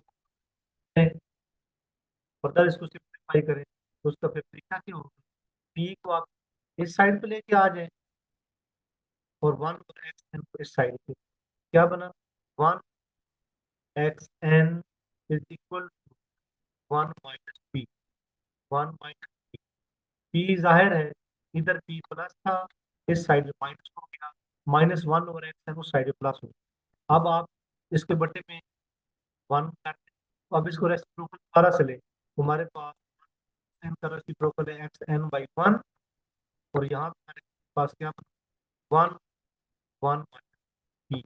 ये हमारे पास जो है रिलेशनशिप आ गया कन्वर्जन का डिग्री ऑफ पॉलीमराइजेशन के साथ, कन्वर्जन का डिग्री ऑफ पॉलीमराइजेशन के साथ हमारे पास ये रिलेशनशिप आ गया। ये देखो, अब यहाँ एक इंपॉर्टेंट चीज है जो मैं आपको बताता हूं, वो ये है कि हम लोग अगर एक्स एन और पी का, अगर हम एक्स एन और पी का ग्राफ ड्रा करेंगे, सपोज हमारे पास इस एक्सिस पे एक्स एन लिखा हुआ है और इस एक्सिस पे हमारे पास पी लिखा हुआ है। आप अगर पी की वैल्यू जो है वो 0.5 पुट करें, यहाँ पी की वैल्यू 0.5 पुट करें, let's look the answer. X N हमारे पास क्या है, ये बना 1 - 1 - और पी की वैल्यू आपने 0.5, ये क्या बना, 1/, 1 में से 0.5 0.5 ही आ जाए, और जब 1.5 डिवाइड आप कैलकुलेटर से कर लें तो आपके पास आंसर जो है वो 2 आए। जब पी की वैल्यू हमारे पास 0.5 है तो हमारे पास एक्स एन की वैल्यू जो है वो 2, तो ये एक पॉइंट यहाँ पे आ। इसी तरह अगर आप पी की वैल्यू 0.9 पुट करें, 0.9 पुट करें, 1/1 - 0.9। अब 1 - 0.9 ये बन गया 1 / 1 इसका आंसर निकालते हैं, हमारे पास बनता है 10। जब p की वैल्यू 0.9, तो एक्स एन की वैल्यू वो हमारे पास 10 बनती है, तो यहाँ पे नुकसान। इसी तरह अगर p की वैल्यू आप कुछ और पुट करें तो एक्स एन की वैल्यू कुछ और आ जाएगी, तो लाइन जो है वो इधर आती जाएगी ऐसे ऐसे, और फिर जब आप ऐसे जोड़ देते हैं, इन तमाम लाइन कनेक्ट करते हैं, you get the graph like this. ये बड़ा आसान है। मैं आप वैल्यू दूंगा और आप इसको माइक्रोसॉफ्ट एक्सेल में प्लॉट करने की कोशिश करें। ये देखिए, पी की ये वैल्यू रखें और एक्स एन की ये वैल्यू रखें, पी की ये वैल्यू पुट करने से एक्स एन का आंसर ये आता जाएगा, और इसका ग्राफ आपने प्लॉट करें। अब इसका क्या मतलब, अगर आपने एक अच्छा पॉलीमर बनाना है, अच्छा पॉलीमर बनाने से मुराद है कि आपने ज्यादा मोनोमर को जोड़ना है और एक अच्छा पॉलीमर बनाना है, एक लॉन्ग चेन पॉलीमर बनाना है। लॉन्ग चेन पॉलीमर होगा तो उसका ज़ाहिर मॉलिक्यूलर वेट भी ज्यादा होगा, यह जाहिर है। जितने ज्यादा monomers इसमें जुड़ेंगे एक लॉन्ग पॉलीमर बनेगा, और जितना लॉन्ग पॉलीमर बनेगा उसका मॉलिक्यूलर वेट भी इतना ज्यादा होगा।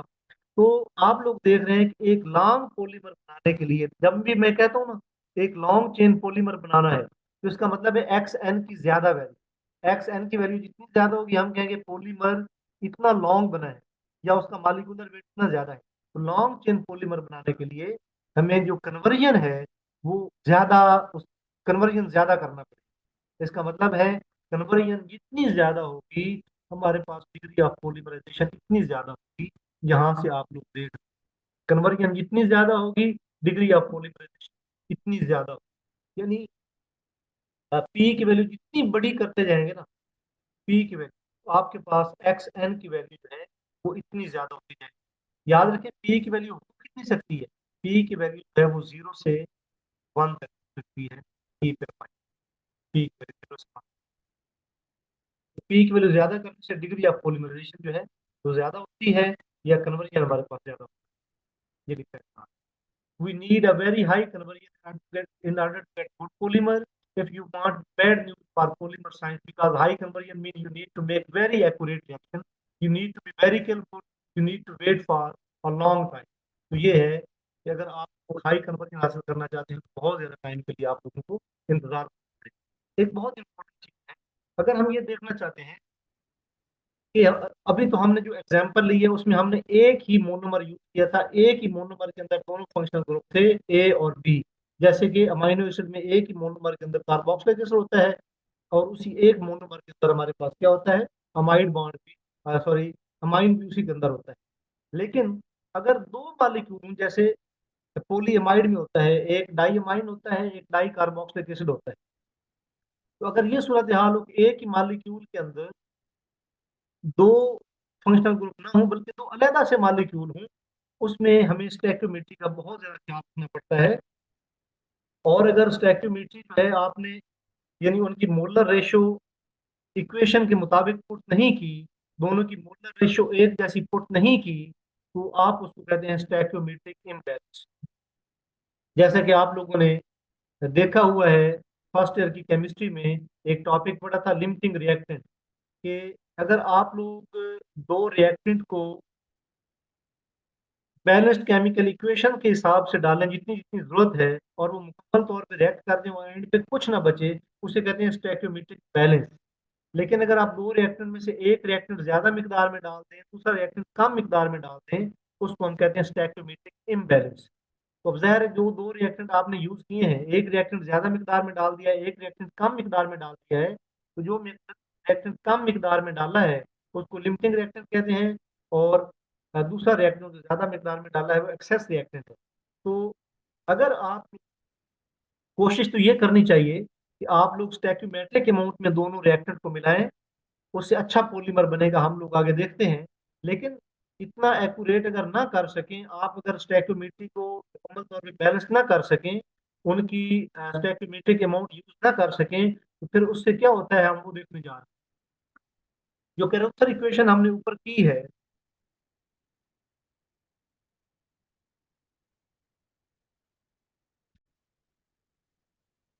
जो करोत्तर इक्वेशन हमने ऊपर की है वो हमारे पास एग्जैक्ट नंबर ऑफ जो स्टैक्योमेट्री है वो हमारे पास इस्तेमाल करती है, लेकिन अगर ऐसा ना हो तो हमारे पास सपोज ये दो रिएक्टेंट हैं, जैसे आपके पास ये डाइअमाइन है और ये डाई कार्बोक्सिलिक एसिड है, इसके अंदर दो फंक्शनल ग्रुप ए और इसके अंदर दो फंक्शनल ग्रुप बी भी हैं, जैसे डाइअमाइन दो अमाइन ग्रुप होते हैं और डाई कार्बोक्सिलिक एसिड दो कार्बोक्सिलिक ग्रुप होते हैं। अब ये मिलते हैं। अब अगर इनकी आप बैलेंस्ड केमिकल इक्वेशन के मुताबिक 1 मोल इसका है 1 मोल इसका है, अगर इनकी स्टैइकोमेट्रिक अमाउंट यूज करें देन वेल एंड गुड, फिर कोई इशू नहीं। लेकिन उसके लिए बहुत केयरफुल होना पड़ता है। लेकिन अगर एक रिसर्चर जो है वो केयरफुल नहीं है और इनकी स्टैइकोमेट्रिक अमाउंट नहीं डालता, क्योंकि सोल्यूशन बनाने इतने आसान नहीं, एक्यूरेट सोल्यूशन नहीं बनते, उससे फिर क्या काम हो सकता है। सपोज आप लोगों के पास जो है वो N A functional group N A कह दें और बी के फंक्शनल ग्रुप उनको एन बी कह दें। अब हमारे पास एन बी यहाँ डिवाइड है, इधर जाके मल्टीप्लाई हो जाएगा, तो N A equal to R N B.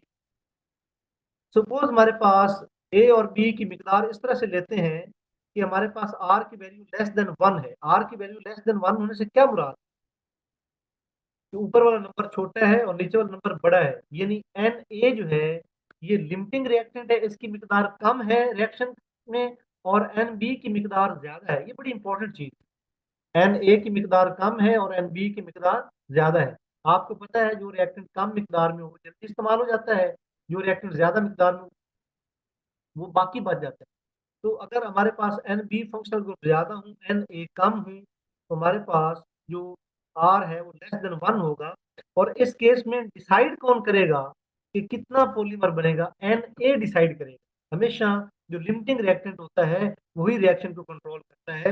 Reactant limiting reactant जब खत्म हो जाता है तो रिएक्शन खत्म हो जाता है, इसलिए हम कहते हैं कि लिमिटिंग रिएक्टेंट रिएक्शन को कंट्रोल करता है। तो इस रिएक्शन को कंट्रोल करेगा, एन ए इस रिएक्शन को कंट्रोल करेगा, क्योंकि एन ए फंक्शनल ग्रुप इस रिएक्शन में कम है। तो जब एन ए रिएक्शन में कम है वो खत्म हो जाएगा, रिएक्शन खत्म हो जाएगा। अगर एन ए ज्यादा होते तो रिएक्शन जारी रहता, क्योंकि एन बी तो हमारे पास मौजूद है। इसका मतलब है एन ए डिसाइड करता है कि रिएक्शन कितना जाएगा। इसका मतलब है एन ए इस रिएक्शन को जो है वो कंट्रोल करता है। अब बी स्पीशीज जो है वो एक्सेस में है, तो इसका मतलब है कि हम लोग जब कन्वर्जन की बात करेंगे तो हम सिर्फ एन ए का कहेंगे कि एन ए कितना कन्वर्ट, क्योंकि एन ए जो है जितना एन ए होगा एन बी के साथ रिएक्ट कर जाएगा। बी का तो प्रॉब्लम ही नहीं है, बी ज्यादा मिकदार में पहले से मौजूद है, एन ए का प्रॉब्लम है। इसका मतलब जब हम कन्वर्जन की बात करेंगे तो हम एन ए की बात करेंगे कि एन ए कितना है। तो एन ए जो है number of functional group of A वो डिसाइड करते हैं। If all A react we still have B, क्योंकि ए रिएक्ट कर भी जाए तो उस ए जो है वही डिसाइड करता है कि रिएक्शन किस डायरेक्शन में जाएगा। ए पहले खत्म हो जाएगा तो बी तो फिर भी मौजूद होगा। इस तरह जो number of molecule zero time पे हैं वो हमारे पास एन नॉट है, यानी ए में फंक्शनल ग्रुप एन ए है, बी के फंक्शनल ग्रुप एन बी है। टू पे इसलिए डिवाइड किया है कि यहाँ दो दो मॉलिक्यूल है। अगर यहाँ एक फंक्शनल ग्रुप ए होता, यहाँ एक फंक्शनल ग्रुप बी होता, तो हम सिर्फ इनको add N A plus N B हम सिर्फ ऐड कर। लेकिन चूंकि यहाँ पे हमारे पास दो दो फंक्शनल ग्रुप में से टू पे डिवाइड, तो जो शुरू में नंबर ऑफ मॉलिक्यूल्स हैं या नंबर ऑफ फंक्शनल ग्रुप हैं वो N A plus N B by two है। अब एन ए की जगह पे वैल्यू करें आर एन बी। जब आप वैल्यू पुट करेंगे एन ए की जगह पे आर एन बी और R N B plus N B, जब उसमें से एन बी कॉमन ले लेंगे आपके पास 1 + r/2 एन नॉट की वैल्यू। हम हमें एन नॉट की वैल्यू क्यों चाहिए, हम आपको पता है पहले भी ऊपर जो हमने किया है कुछ, उसमें हम लोग क्या कर रहे थे, ए एन नॉट निकाला था, फिर एन टी निकाला था, और फिर N naught by N T divide कर दिया था। एग्जैक्टली हम यहाँ भी वही काम करने जा रहे हैं। अभी एन नॉट निकाला है, फिर एन टी निकालेंगे और N naught by N T divide करके डिग्री ऑफ पॉलीमराइजेशन जो है वो निकाल, because each molecule has two functional group, इसलिए हम लोगों ने दो पे डिवाइड किया। इसी तरह दो चीजें चाहिए हमें डिग्री ऑफ पॉलीमराइजेशन निकालने के लिए, एक एन टी चाहिए एक एन नॉट चाहिए। एन नॉट निकाल लिया, एन टी हमारे पास क्या होगा, एन टी ये होगा कि टाइम टी के बाद कितने फंक्शनल ग्रुप ए के हैं या कितने मालिक्यूल ए के हैं, टाइम टी के बाद कितने मालिक्यूल बी के हैं, और हमने पे डिवाइड किया। तो ये देखें जी, कोई फर्क नहीं है यहाँ, जीरो टाइम पे कितने फंक्शनल ग्रुप ए के हैं और बी के हैं divided by two, time T पे कितने फंक्शनल ग्रुप ए के हैं और कितने बी के हैं डिवाइडेड बाई टू। अब अगर हम अब एन टी की वैल्यू फाइंड करने के लिए हमें एन ए टी फाइंड करना पड़ेगा कि जो हमारे पास ए मॉलिक्यूल हैं, जो ये हमारे पास ए कंपाउंड है, इसके टाइम टी के बाद कितने फंक्शनल ग्रुप हैं, तो ये हम कैसे निकालेंगे। टाइम टी के बाद ए के कितने फंक्शनल ग्रुप हैं, यानी हम लोग ये एन ए टी कैसे निकालेंगे। इसके निकालने का तरीका ये होगा, हम देखेंगे कि शुरू में कितने मालिक्यूल इसके मौजूद हैं। जो मालिक्यूल शुरू में इसके मौजूद होते हैं जीरो टाइम पे, उसको आपको पता है हम लोग एन ए जीरो बोलते हैं। और कितने रिएक्ट कर गए, मैंने क्या कहा था पहले एग्जाम्पल, अगर सपोज शुरू में 100 मालिक्यूल थे, 10 मिनट बाद 30 मालिक्यूल रह गए, तो 100 - 30, बाकी हमारे पास जो रिएक्टेड है। इसी तरह यहाँ हम लोग कैसे निकालेंगे एन ए टी, किसी टाइम पे कितने मालिक्यूल हमारे पास रह गए हैं। We can do this by subtracting the number of group that reacted from the number of initial present. शुरू में हमारे पास एन ए जीरो मालिक्यूल थे, उसमें से हमारे पास कितने मालिक्यूल रिएक्ट कर गए, उसको निकालने का तरीका ये है। ये हमारे पास डिग्री ऑफ कन्वर्जन है मल्टीप्लाइड बाई शुरू में जितने मालिक्यूल थे, पी एन ए हमारे पास। ये देखिए, P is the degree of conversion of group A multiplied by N A. जब हम शुरू में जो मालिक्यूल है वो डिग्री ऑफ कन्वर्जन कर देंगे, तो पी एन ए हमारे पास आएगा कि कितने मालिक्यूल में रिएक्ट हुआ। तो ये अगर ये पी एन ए टोटल ये क्या है, ये है number of A which reacted, जो रिएक्ट कर चुके हैं। शुरू में ये सपोज 100 थे और इसमें से 30 जो है वो रिएक्ट कर चुके हैं। अब मैं रिएक्ट करने पहले मैंने कहा था 30 बाकी बच गए, अब मैं कह रहा हूँ 100 में से 30 रिएक्ट, पी एन ए जो है ये जो मालिक्यूल रिएक्ट कर चुके हैं उनकी तादाद है। 100 मालिक्यूल थे, उसमें से 30 मालिक्यूल रिएक्ट कर गए, तुम्हारे पास कितने मालिक्यूल बाकी रह गए, N A T. A time T के बाद मोनोमर ए के कितने मालिक्यूल रह गए, वो निकालने का तरीका ये है कि जीरो टाइम पे उसके कितने मालिक्यूल थे और कितने मालिक्यूल टाइम टी के बाद रिएक्ट कर गए, तो वो हमें बताएगा कि उसके टाइम टी के बाद कितने मालिक्यूल बाकी बच गए। तो अब हमने एन ए की जगह पे अभी ऊपर जो देखा है एन ए किसकी बोला, आर एन बी के, यहाँ भी आर एन बी पुट करें, यहाँ भी एन ए की जगह पे आर एन बी पुट करें, ये करें।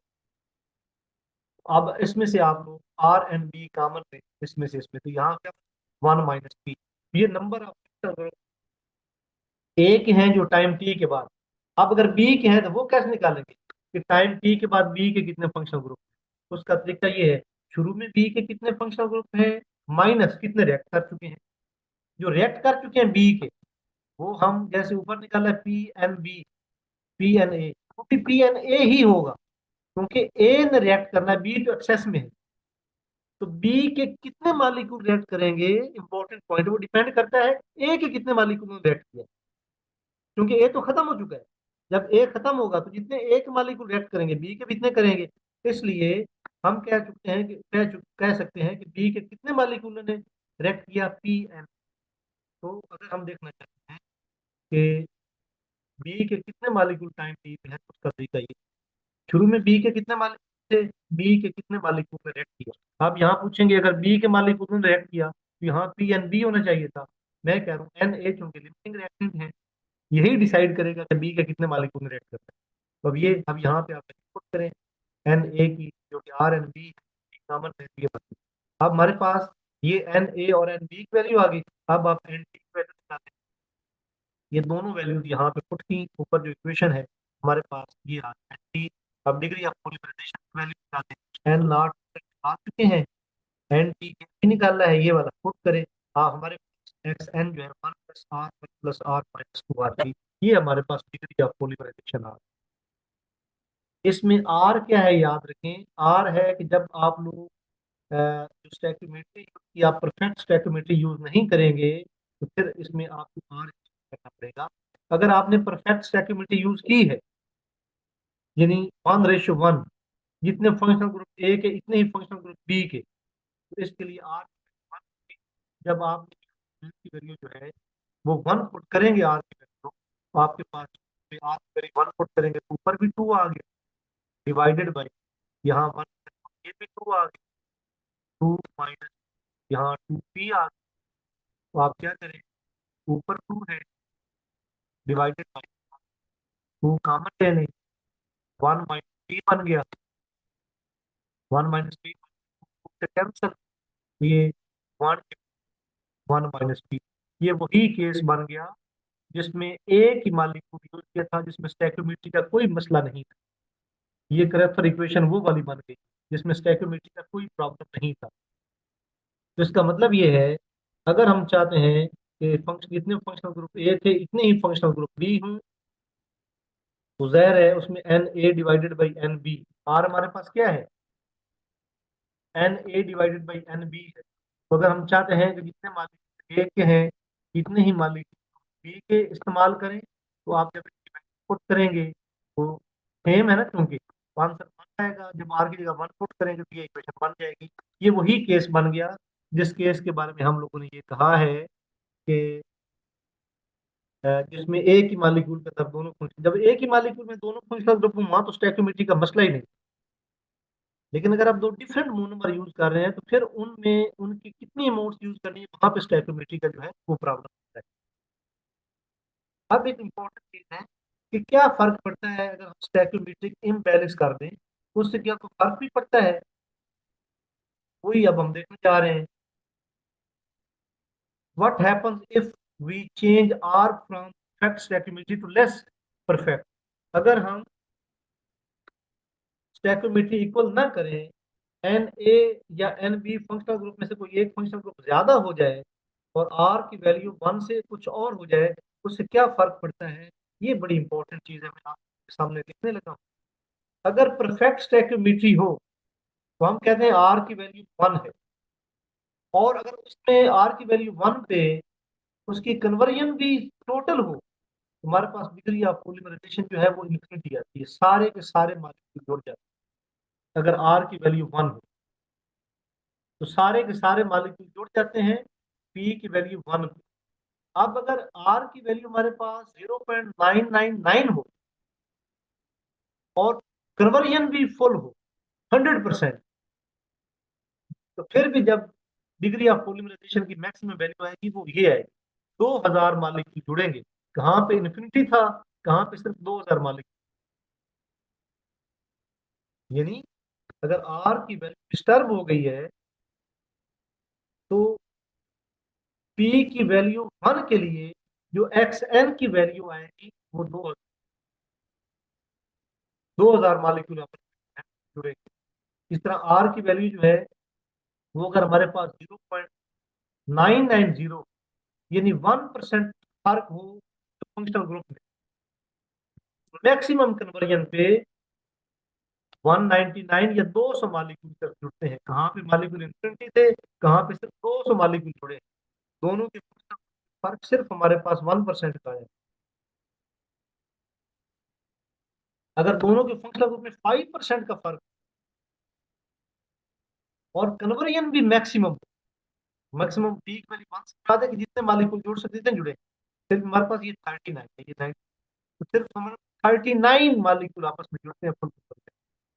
तो स्टैक्योमेट्री अगर परफेक्ट नहीं है तो आप देख सकते हैं कि पी की किसी वैल्यू के लिए एक्स एन की वैल्यू क्या होगी।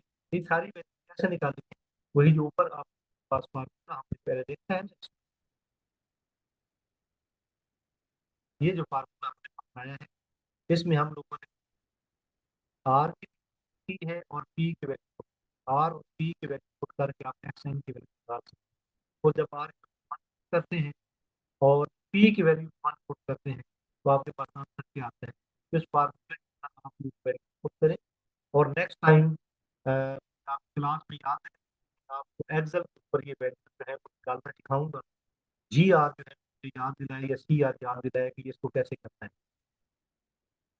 तो ये तो आप लोग देख सकते हैं कि अगर स्टैक्योमेट्री थोड़ी सी भी डिस्टर्ब हो तो क्या सूरत हाल है। ये यहाँ पे लिखा है कि जो है डिग्री ऑफ कन्वर्जन है जो बड़ी तेजी से बढ़ती है। अगर आर की वैल्यू 1 है तो परफेक्ट स्टैक्योमेट्री है, और ऑल मोनोमर पॉलीमर में कन्वर्ट हो गए।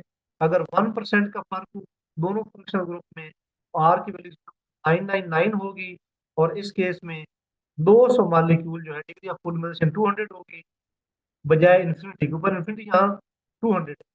और इस तरह अगर 5% का फर्क हो, ये जैसे है, तो 39 मॉलिक्यूल जो है उससे दिखते हैं। तो ये है कि आप जब ये रिएक्शन करवा रहे हो तो एक ही तरीका हो सकता है कि आप बहुत ज्यादा केयरफुल होकर के रिएक्शन करवाएं। क्या हम इसको two tricks to overcome the issue, हम इस करोतर इक्वेशन को किसी तरीके से, हम इसको कोई और सोल्यूशन है? 3 पॉसिबिलिटी है। पहली पॉसिबिलिटी है कि आप स्टैक्योमेट्री को बैलेंस करें, जो कि इंतहाई मुश्किल काम। तो उसके लिए फिर फर्स्ट पॉसिबिलिटी है कि आप ऐसा मोनोमर यूज करें कि एक ही मोनोमर में दोनों फंक्शनल ग्रुप हों, जैसे कि अमाइनो एसिड की कंसंट्रेशन। अगर एक ही मोनोमर होगा तो स्टैक्योमेट्री का तो क्वेश्चन ही पैदा नहीं होता। जो स्टैक्योमेट्री है, जो कि मोलर रेशियो है दो रिएक्टेंट की, वो तो होती तब है जो दो रिएक्टेंट हो। एक तरीका तो ये है कि आप लोग एक ही मोनोमर यूज करें तो दोनों फंक्शनल ग्रुप में, लेकिन इस चीज पे काबू नहीं पाया जा सकता क्योंकि बहुत दफा हमें करने होते हैं। दूसरा है कि आप साल्ट बना देंगे, जो तीसरा यहाँ पॉइंट है मेक अ साल्ट, ये दूसरा इसका पॉइंट, ये पहले पॉइंट का हिस्सा नहीं है की बनवाए। सेकंड पॉसिबिलिटी कि आप साल्ट बना, साल्ट बनाने का तरीका ये, सपोज एक डाई अमाइन और डाई कार्बोक्सिलिक एसिड का रिएक्शन है, ये जरा सुनिए। डाई अमाइन या डाई कार्बोक्सिलिक एसिड को जब आप पोलर सॉल्वेंट के अंदर डिसॉल्व करते हैं तो डाई कार्बोक्सिलिक एसिड जो है, इसका हाइड्रोजन आयन अमाइन के NH2 पे चला जाता है, जिससे हमारे पास डाई अमाइन बनता है। और डाई कार्बोक्सिलिक एसिड जो है, इसमें हमारे पास कार्बोक्सिलेट एनाइन, तो हमारे पास एक केटाइन बना और एक हमारे पास एनाइन बना, कार्बोक्सिलिक एसिड। तो अब आपने क्या किया, डाई अमाइन और डाई कार्बोक्सिलिक एसिड इसको वाटर में डिजॉल्व किया। जब आपने वाटर में डिजॉल्व किया, डाई अमाइन की प्रोटोनेशन होगी जिससे केटाइन बना। डाई कार्बोक्सिलिक एसिड जो है, वो जो वैसे ही वो एनाइन है कार्बोक्सिलेट आइन, अगर आप उसमें से आहिस्ता आहिस्ता वाटर को एब्रेट करना शुरू कर देंगे तो आपके पास क्रिस्टल बनना शुरू हो जाएंगे। और याद रखें, क्रिस्टल बनते ही तब हैं जब केटाइन और एनाइन इक्वली बॉन्ड में, तो वहां पे स्टैक्योमेट्री ऑटोमेटिकली बैलेंस हो जाता है। वाटर को ऑपरेट करेंगे, देखें, साल्ट बनाने की पॉसिबिलिटी है। Di amine di carboxylic acid को वाटर में डिसॉल्व किया या किसी पोलर सॉल्वेंट में डिसॉल्व किया, डाई अमाइन जो है वो प्रोटोनेट हो। प्रोटोनेट होने से क्या मुराद है, डाई अमाइन में नाइट्रोजन के जो दोनों इलेक्ट्रॉन है वो मिल गए हाइड्रोजन आइन को, प्रोटोनेट हो, केटाइन बन। और कार्बोक्सिलिक एसिड जो है, एसिड वाटर में जाके आयोनाइजेशन हो जाती है, जैसे कार्बोक्सिलेट आइन बनता है। अब यहाँ केटाइन मौजूद है, एनाइन मौजूद है, केटाइन और एनाइन मिलके एक क्रिस्टल बनाते हैं।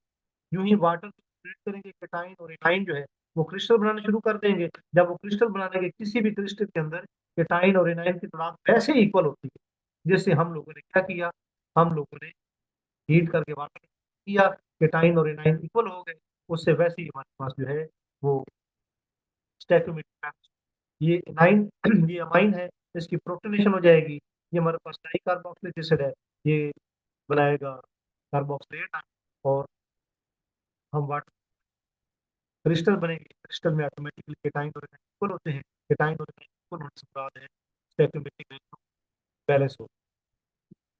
और हमारे पास तीसरा है, वो हमारे पास है स्कॉटन बॉर्मन रिएक्शन।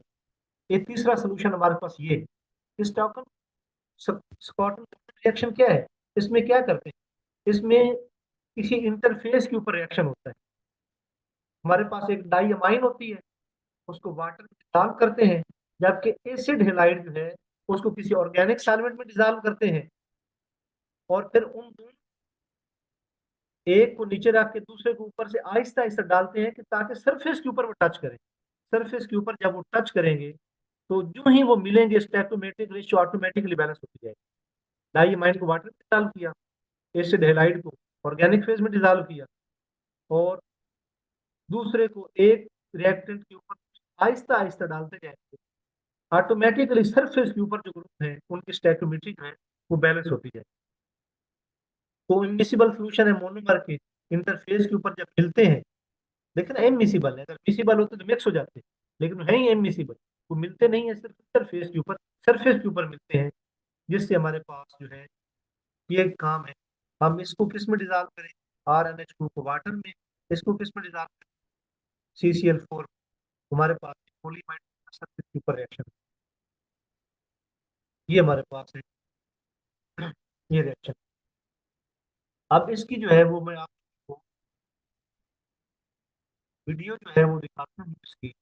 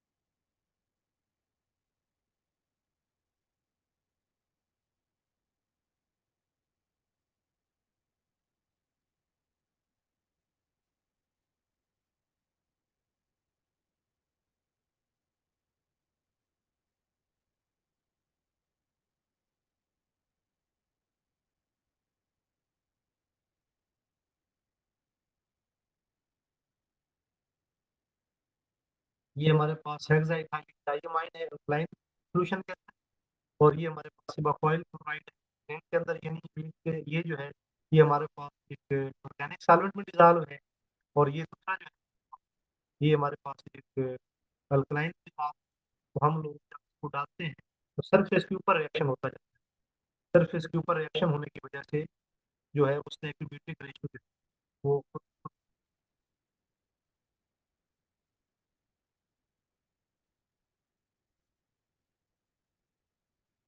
अब ये क्या किया, हेक्सेन सॉल्यूशन विद डाइसल्फाइड और aqua solution with di mix किया हमने, तो हमारे पास ये जो है वो नाइलॉन 610 जो है इंटरफेस के ऊपर बन गई, नाइलॉन 610।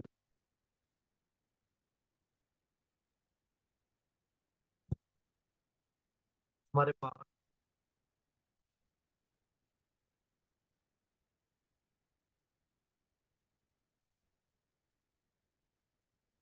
एक भी हमारे पास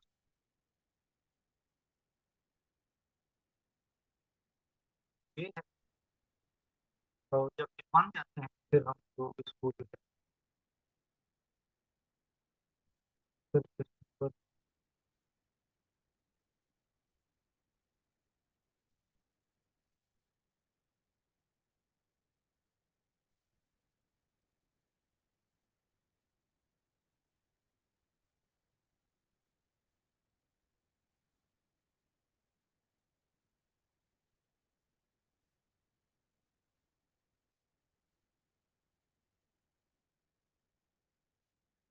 जब नाइलॉन 610 जो है बन गया, फिर हम इसको जो है निकाल लेते हैं, तो ये इंटरफेशियल रिएक्शन हमारे पास जो है, poly condensation reaction, interfacial reaction हमारे पास वो इस तरीके से बन जाता है।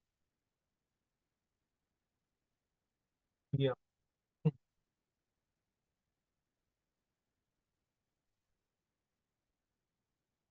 तो ये हमारे पास जो आज का लेक्चर था, हम लोग अब इसको जो है बाकी नेक्स्ट टाइम